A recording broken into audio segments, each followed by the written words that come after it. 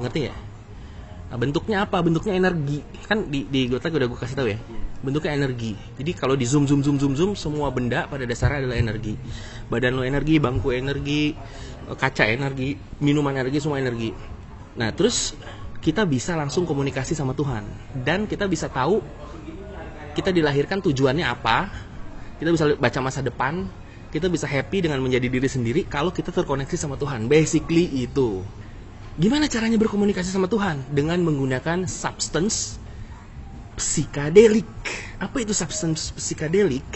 Itu adalah zat yang digunakan oleh orang-orang yang punya spiritual tinggi, seperti orang India,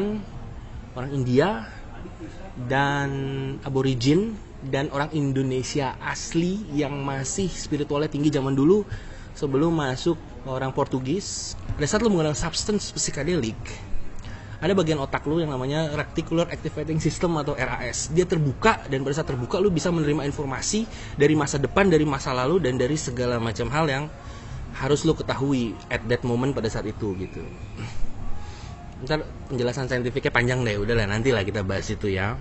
By the way, substance ini dilarang sama pemerintah, bahkan dibasmi. Orang Indian kan udah nggak ada lagi tuh, kulit merah di seluruh dunia itu nggak ada lagi. Orang Indian, aborigin, pokoknya kulit merah mati semua. Kenapa? Karena ada sekelompok orang yang nggak pengen rakyat jadi pinter, karena mereka pengen mengendalikan rakyat gitu.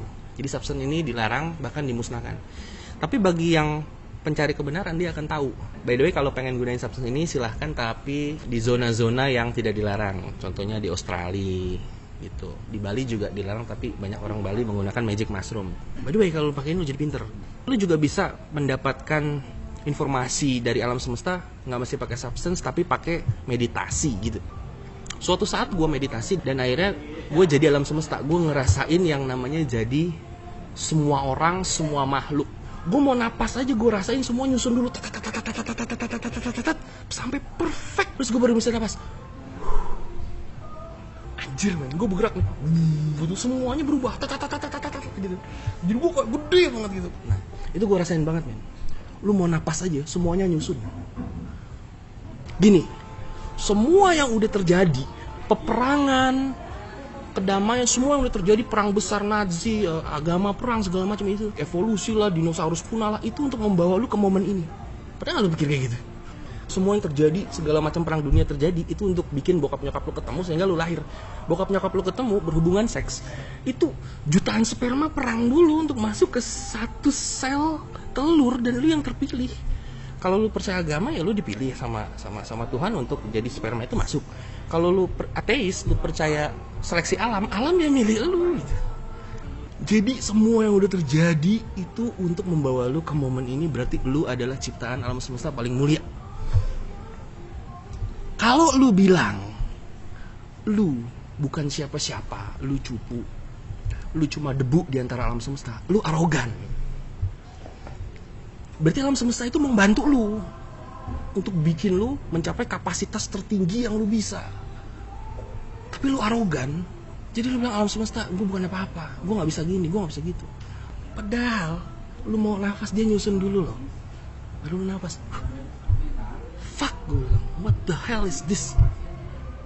So you're so special gitu. Jadi yang harus lo lakukan, gue mau apa gue bisa. Alam semesta di belakang gue, dan gue udah ngerasain. Itu ajaib. Nah, hal yang menghalangi kita untuk membuat alam semesta ini ngedukung kita, padahal dia sudah sembah sujud sama kita, karena kita adalah ciptaan yang paling mulia buat dia gitu, adalah pikiran. Pada saat lu lahir, alam semesta itu mau bikin lu manusia paling bahagia seluruh dunia, karena lu kreasi dia gitu loh. Ya, lu punya anak, lu pengen dia paling bahagia dong, karena dia kreasi lu gitu. Jelas gak nih? Nah, yang menghalangi kita adalah pada saat kita lahir, kita diprogram pikiran kita sama apa?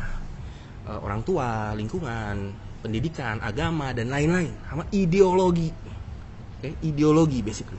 Masuk ke kepala kita, keputusan yang kita buat berdasarkan ideologi gitu.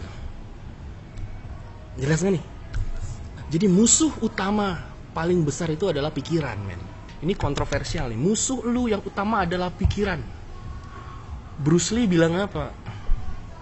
Kalau lu mau jadi hebat, jangan mikir, just do it, just do it, just do it apa?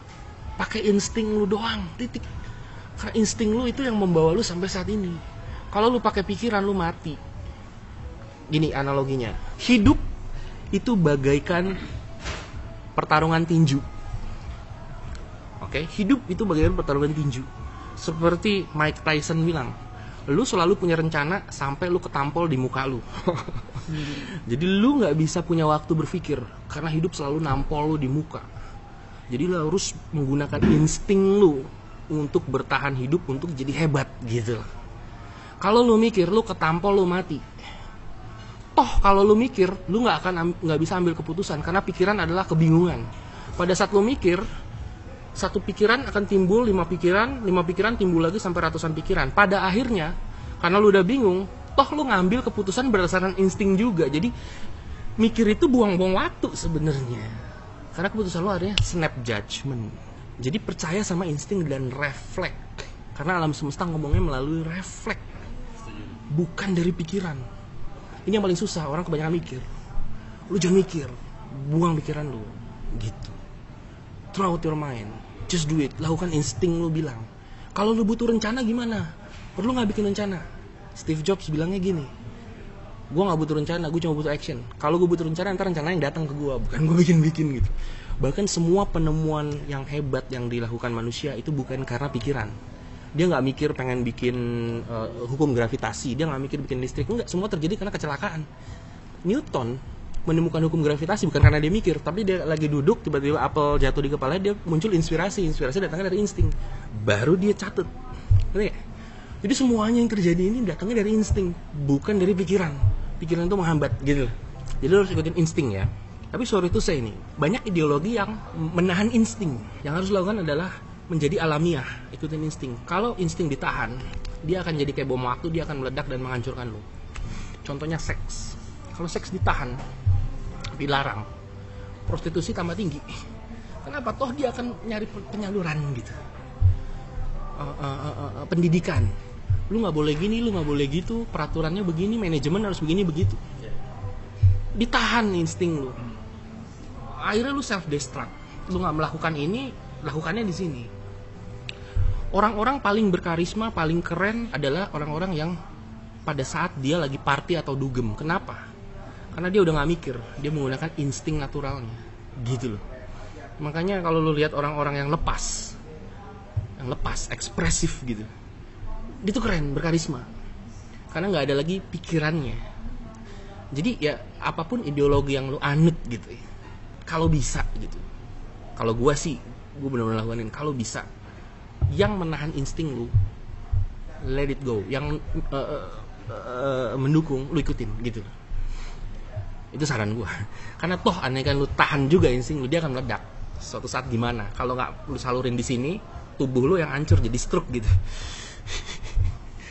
Oke, sip nih. Nah, jadi poin pertama adalah lu harus ikutin insting lu, karena insting lu akan membawa lu ke kebahagiaan paling luar biasa, karena lu adalah makhluk paling mulia yang diciptakan alam semesta gitu.